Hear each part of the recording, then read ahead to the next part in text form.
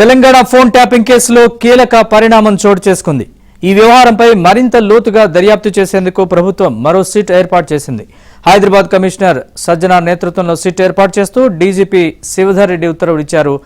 సిట్లో సభ్యులుగా senior IPS అధికారులను నియమించారు.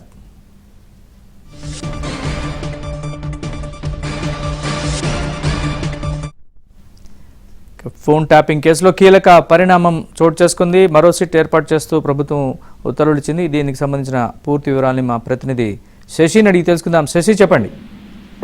ఫోన్ ట్యాపింగ్ కేసులో ఇది కీలక పరిణామం అంటూ కూడా చెప్పుకోవచ్చు. ఇప్పటికే ఫోన్ ట్యాపింగ్ కేసును ఒక సిట్ దర్యాప్తు చేస్తోంది.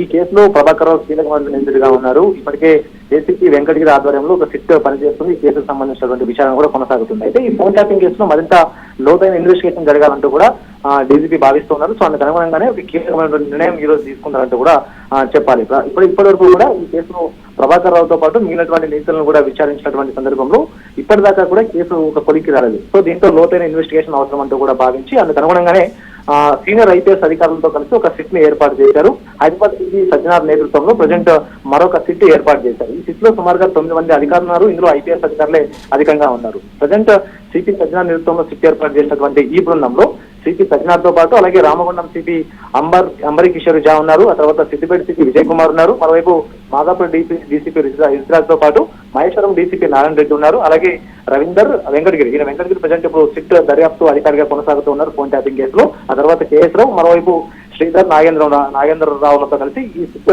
ఏర్పాటు చేయడం కూడా జరిగింది. అయితే ఈ కేసులో ఇది కీలక పరిణామం అంటూ కూడా చెప్పుకోవచ్చు. మరోవైపు ఇదే ఫోన్ ట్యాపింగ్ కేసు మీద రేపు సుప్రీంకోర్టులో కూడాను విచారణ జరగబోతోంది. ఎందుకంటే ఈ ప్రభాకర్ రావు ఇప్పటికే సుమారుగా వారం రోజుల కస్టడీకి సుప్రీంకోర్టు అనుమతి ఇచ్చినటువంటి నేపథ్యంలో ఈ వారం రోజుల పాటు ప్రభాకర్ రావును విచారించినా ఎక్కడా విచారణ కొలిక్కి రాలేదు. ఆయన పోలీసులకు ఏమాత్రం కూడా సహకరించలేదు. మరోవైపు ఇటు సిట్ అధికారులు అడిగినటువంటి ప్రశ్నలకు మౌనం వహిస్తూనే ఉన్నారు. అలాగే తాను ఉన్నతాధికారుల ఆదేశాల మేరకు చేశానంటూ కూడా తన తప్పేమి లేదంటూ కూడా చెప్పే ప్రయత్నం చేస్తూ ఉన్నతాధికారుల మీదనే నెపం నెట్టి వేసేటటువంటి ప్రయత్నం చేశారు. సో ఇందులో సంవత్సరాలు గడుస్తున్నప్పటికీ కూడా పురోగతి లేదు కాబట్టి సో ఇందుకు అనుగుణంగానే లోతైన దర్యాప్తు కొనసాగించాలంటూ పోలీసు ఉన్నతాధికారులు భావిస్తున్నారు. అందుకు అనుగుణంగానే సీనియర్ ఐపీఎస్లతో కలిసి ఒక సిట్ ని ఏర్పాటు చేస్తారు. ఈ సిట్ ఈ కేసు గురించి మరింత లోతైన దర్యాప్తు చేయబోతుంది. Naresh. Right Shashi, thanks for the update.